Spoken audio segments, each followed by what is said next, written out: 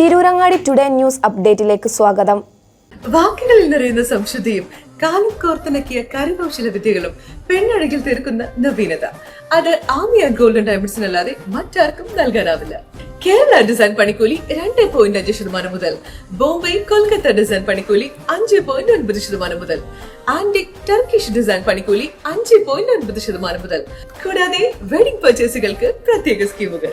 Redefining elegance, crafted with traditional Amia Golden Diamonds, Bypass Road, Chaman. വാർത്തകൾ വിശദമായി.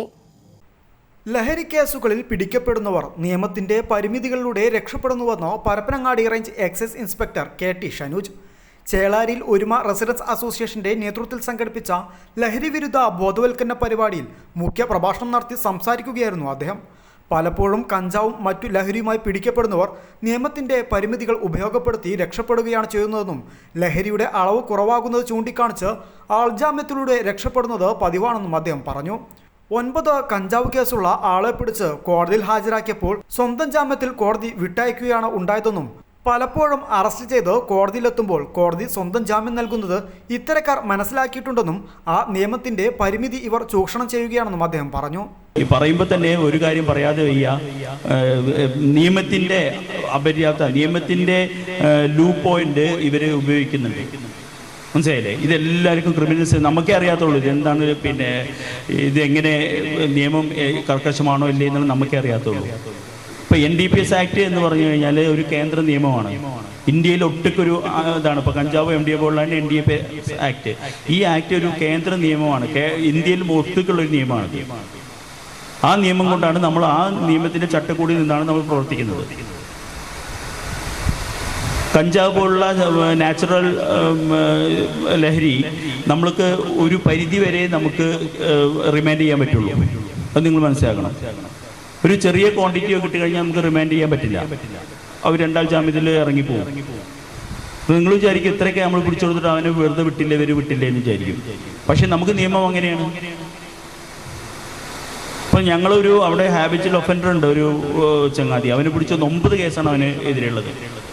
9 കേസിൽ പിടിക്കപ്പെട്ട ഒരു പ്രതിയെ 10ാമത് ഞാൻ വന്നിട്ട് അവിടെ പിടിച്ചു കൊണ്ടുവന്നിട്ട് 3 ദിവസം ഞങ്ങൾ സെല്ലിൽ കിടന്നു. 3 ദിവസം പരപ്പനങ്ങാടി കോടതിയിൽ മജിസ്ട്രേറ്റ് ലീവായതുകൊണ്ട് മലപ്പുറം കൊണ്ടുപോയപ്പോൾ മജിസ്ട്രേറ്റ് പറഞ്ഞു, നിങ്ങൾ നാളെ പരപ്പനങ്ങാടി മജിസ്ട്രേറ്റ് വരും, അങ്ങോട്ട് തന്നെ കൊണ്ടുപോയാൽ മതി എന്ന് പറഞ്ഞു.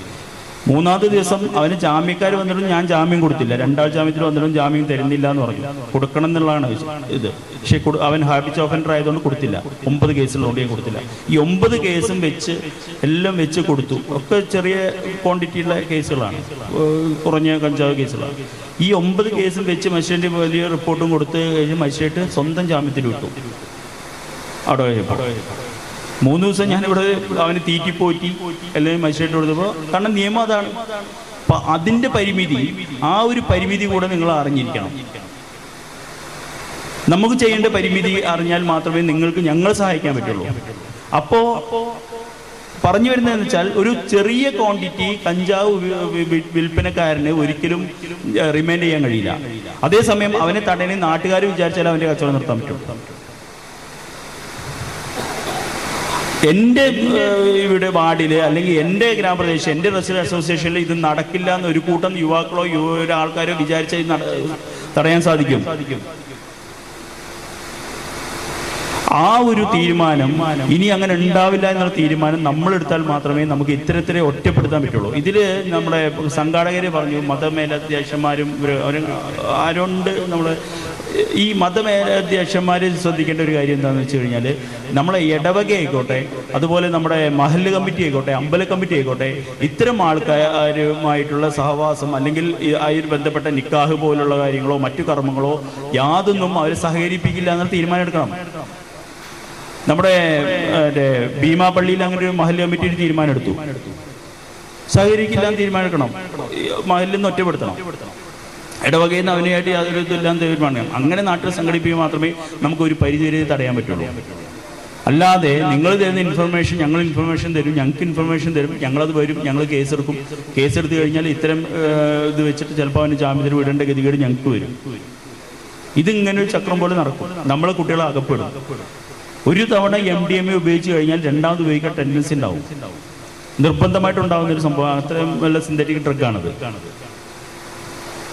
ഒരു തവണ നമ്മൾ കുട്ടികൾ ഉപയോഗിച്ച് കഴിഞ്ഞാൽ കുറച്ച് മതി. അപ്പം അതുണ്ടാവാതിരിക്കണമെങ്കിൽ നമ്മൾ ഉണർന്ന് പ്രവർത്തിക്കാനേ വേണം.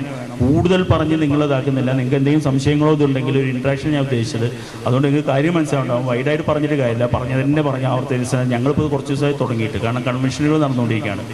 വള്ളിക്കുന്ന് MLA അവിടെ നിയോജകമണ്ഡലത്തിൽ നമ്മളിപ്പോൾ വലിയൊരു കൺവെൻഷൻ നടത്തിയിരുന്നു. അതുപോലെ തന്നെ ഈ ചേളാരി ആയതുകൊണ്ട് വേറെ കാര്യം പറയാതെ വയ്യ. ഈ ചേളാരി ഭാഗമാണ് ഏറ്റവും കൂടുതൽ ഇതിൻ്റെ ക്രയവിക്രയവും ഇത് നടക്കുന്നത്.